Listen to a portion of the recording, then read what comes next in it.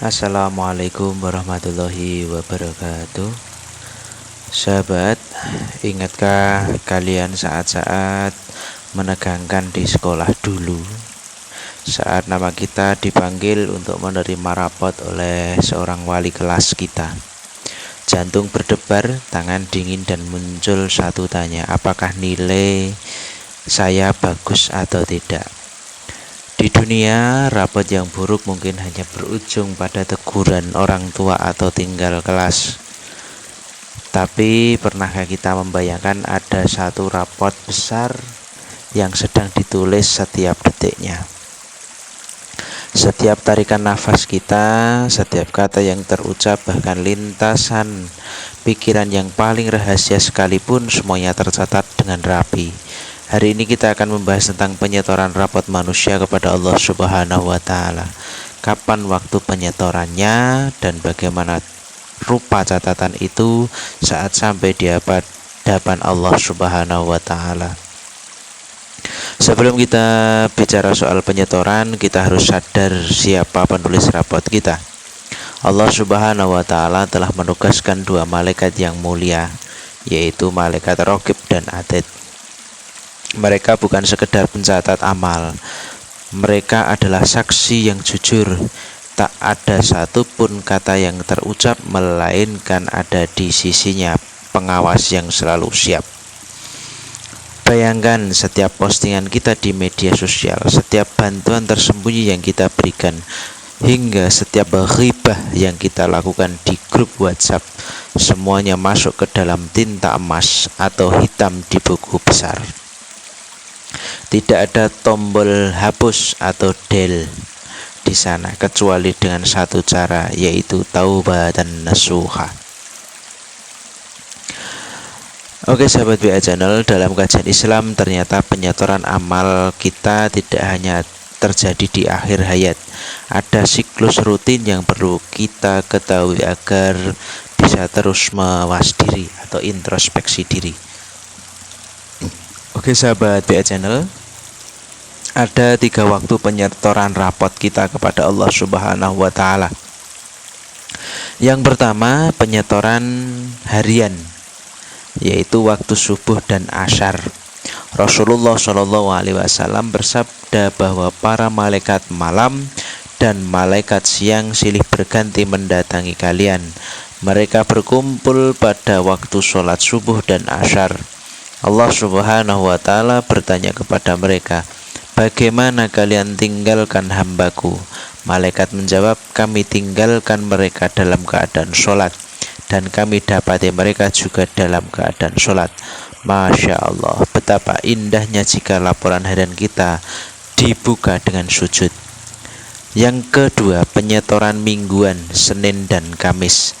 Inilah alasan mengapa Rasulullah SAW sangat gemar berpuasa di hari Senin dan Kamis. Beliau bersabda, amal-amal manusia diperiksa di hadapan Allah dalam setiap pekan 2 kali, yaitu pada hari Senin dan Kamis.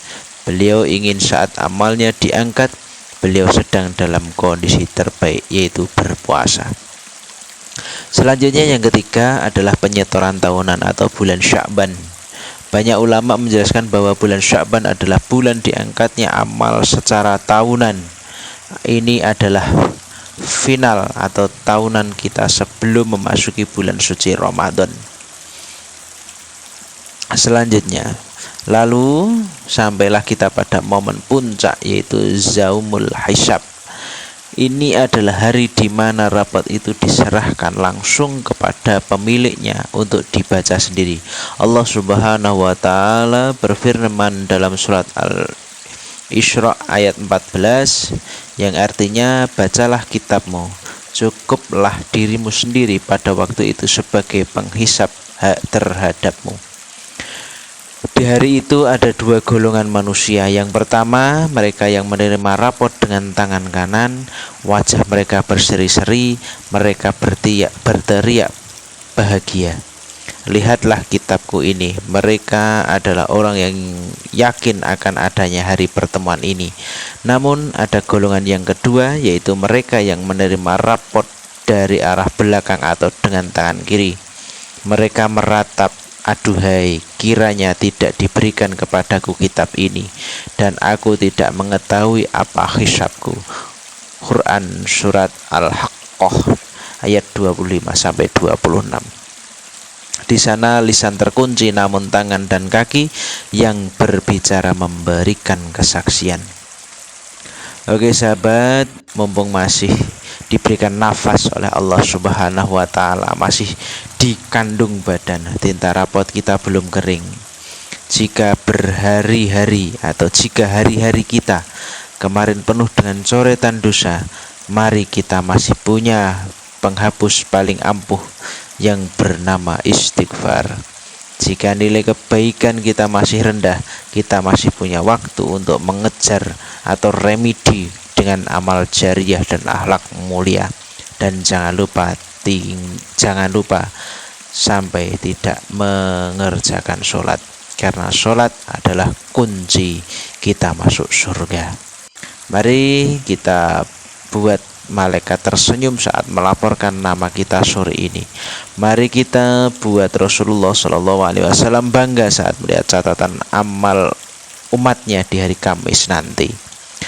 Karena pada akhirnya bukan seberapa banyak harta yang kita kumpulkan, tapi seberapa bersih rapot yang kita setorkan kepada Allah Subhanahu wa taala.